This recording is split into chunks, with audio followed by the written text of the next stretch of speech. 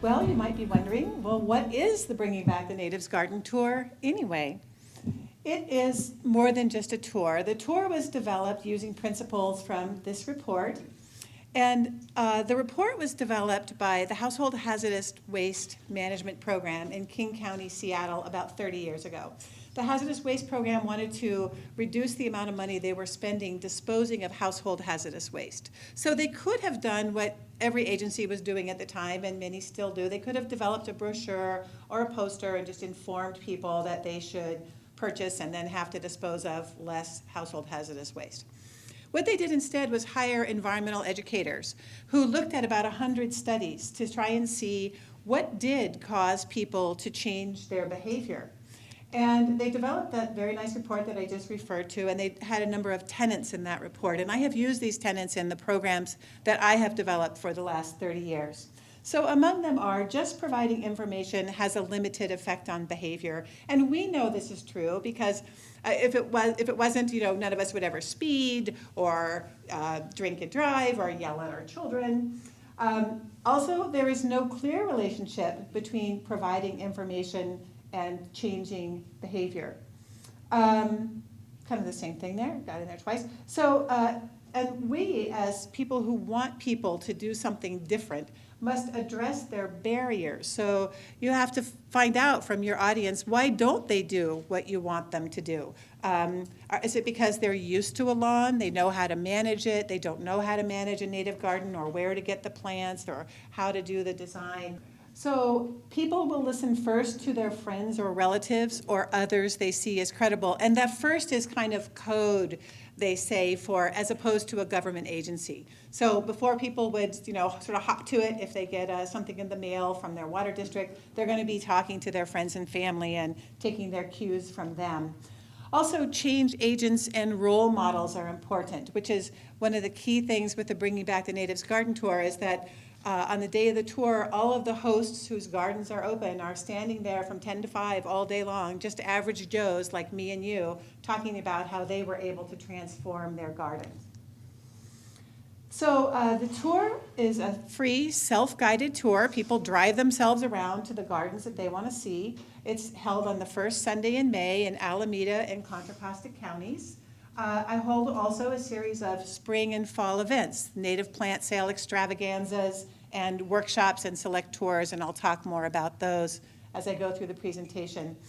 The 12th annual tour just took place this last May, and here are some of the results. 29 gardens were open on the day of the tour. More than 50 talks were given that day. 150 volunteers made the tour possible. There were more than 5,000 registrants. $19,000 worth of native plants were sold through the plant sale extravaganzas, and over 10,000 garden visits were made on the day of the tour. So the goals of the tour: to teach the public how to garden while using less water, keeping stormwater on site, reducing pesticide use, attracting wildlife, and gardening while generating less green waste. And the advantages of native plants, for those of you who aren't already big fans, they've evolved to live in our climate. They're used to 7 months of dry weather and our 5 months of wet weather. If you garden with natives, you can save money and time. You can lower your water bill. Native plants are hardy. You can reduce or eliminate pesticide and fertilizer use. They're low maintenance, and they generate less green waste than many non-natives do, and they are the best when it comes to attracting wildlife. But why take my word for it? We could look at the study that was conducted by the city of Santa Monica. It's the Garden Study, and if you want to learn more about this yourself, just Google City of Santa Monica garden/garden, and you'll get to this. So the city owned 2 bungalows side by side in downtown Santa Monica on Pearl Street. In 2004, they re-landscaped both bungalows. One was landscaped with a lawn and traditional plants, and the other with a native plant garden. And over the next 9 years, the city looked at water use, green waste generation, and the number of labor hours that it took to maintain these gardens. So there's the pictures. They're pretty distinct, and here are the numbers. The native plant garden used 83% less water. It generated 56% less green waste, required 68% less maintenance than the traditional garden. They didn't use pesticides on either garden. So Conserving Water, this is a poster that was made by a Livermore host. She had a large corner lot. She still had left her back lawn in, but she took out her front lawn in 2008. And you can see that before she did that, her water bill was $96. A year later, she's still watering her new garden in, but her bill had dropped by about 20 or odd percent down to $62. After 2 years, she's still watering her garden in, but a little less. Her water bill had dropped not quite by half, maybe 45%. And now that it's been about 8 years, her water bill is $30 to $40 a month. So her water bill has dropped by 2/3. The entomologists among you might know Ted Shappas from Alamo. Our water use has decreased by about 75% since the garden was transformed. This is Barbara Leitner in Orinda. Our water bill has been dramatically reduced since removing the lawn and replacing it with natives. Okay, stormwater retention. When gardens have gray water systems, rainwater barrels, swales, I point that out in the tour. So this woman, Donna Bodine in El Cerrito, she is a consultant in water, and she designed her garden specifically to retain stormwater on site. She had swales and mounds and said that no stormwater leaves her property. This large backyard in Walnut Creek has large stormwater retention basins, and 600 people saw this garden on the day of the tour. This is a small front yard in Lafayette. It's got a stormwater retention basin with a sedge meadow. More than 300 people saw this garden on the day of the tour. This garden stores, I think it's 9,000 gallons of rainwater on site. They've got a massive gray water system, a vernal pool, and more than 600 people saw this garden on the day of the tour. When it comes to reducing pesticide use, I try to encourage people to garden for wildlife.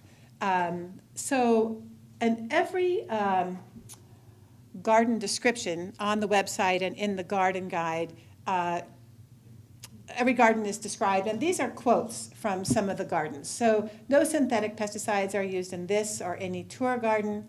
This garden is in Pinole. The trees and shrubs she chose are native to California, suited to hot summers, and they don't require the pesticides and fertilizers that many non-natives do. This man, the Bremers, they took out 6,000 square feet of lawn in Lafayette.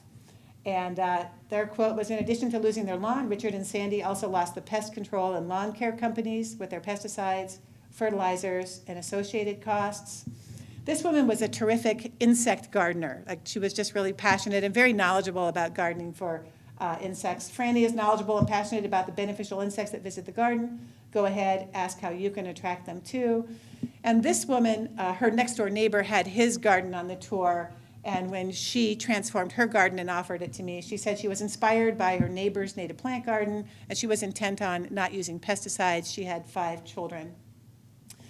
As people are registering for the tour, they pass by a healthy garden pledge during the registration process. And between 1,500 and 1,800 people signed each of these pledges. The number in parentheses are the number that signed the pledge, promising to reduce or eliminate the use of weed and feed, rodenticides, insecticides, or maybe they went for the whole shebang and said they would reduce their lawn, eliminate pesticide use, and create a wildlife habitat in their gardens. So you might be wondering, well, why not just garden with drought-tolerant plants from the Mediterranean, Australia, and South Africa? Isn't that just as good?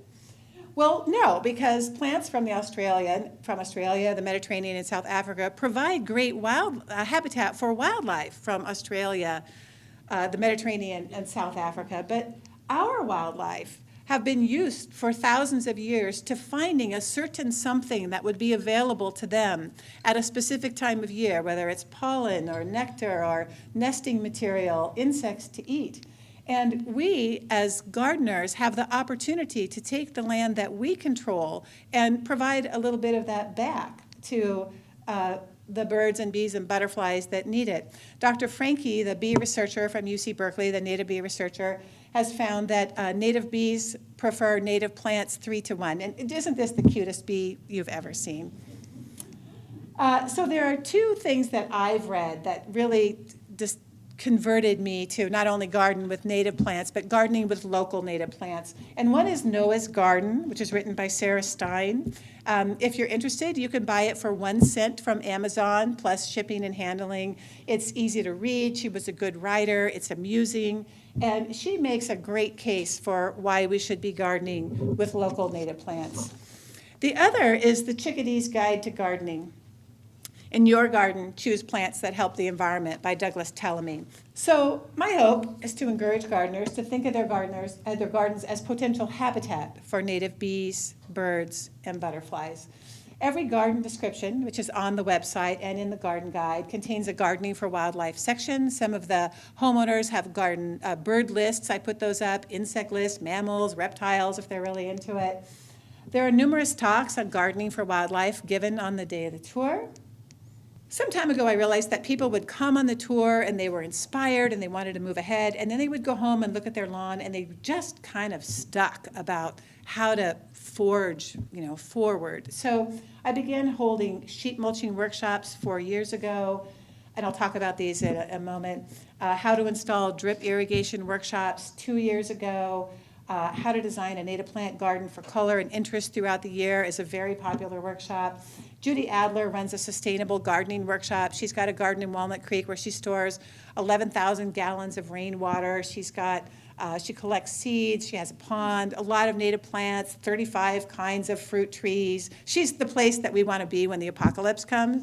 We should all head to Judy's. Introducing the new California lawn took people to a number of gardens that had carex lawns or bunchgrass lawns, Point Melati or Agrostis palens. And then there are 2 new ones this year, how to propagate native plants and how to select native plants for your garden. This is the sheet mulching workshop, and my husband can hardly believe that it's possible, but people do in fact pay $35 and come with their shovels and spend a full day. They trench, roll out the cardboard, shovel a lot of wood chips, and by the end of the day, the garden is sheet mulched, and they leave feeling confident that they can go home and do this themselves. And what's nice too is that now that I've been holding the sheet mulching workshops for a few years, I'm getting those gardens on the tour. Like the gardens that was sheet mulch in the workshops have been planted and grown out, and now this coming tour I'll have 2 of the gardens that we sheet mulched in workshops shown on the tour. We do the same thing with drip irrigation. So there's a lecture part. We're sitting in somebody's garage there, and then people get out. They're on their hands and knees, and we lay the irrigation. By the end of the day, the irrigation is done. So 2 surveys are offered in conjunction with the tour. One is offered as people register, and so I ask people, what do you want to learn from the tour? And they're always in this order, and the numbers don't vary much. 71% from the last tour wanted to learn how to select native plants, 62% how to reduce water use, 46% how to garden for wildlife, 33% how to replace a lawn with a garden, and 25% how to reduce or eliminate pesticide use. I also have a survey that goes out after the tour. It's emailed to registrants, and in that I ask them about their garden management techniques. And when the results come in, they're split into 2. One is the people who've been on the tour before, the repeat registrants, and the other is people who've come on the tour for the first time. And of the people who returned the evaluation, 86% of the repeat registrants said they had changed their gardening practices because of their participation in the Bringing Back the Natives Garden Tour. And this is what the repeat visitors had done.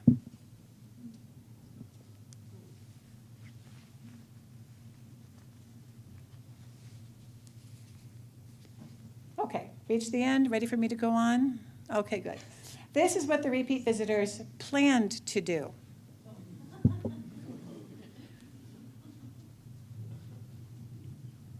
And the numbers every year, they vary a little bit, but they're always in the same order. This is what the first-time registrants plan to do.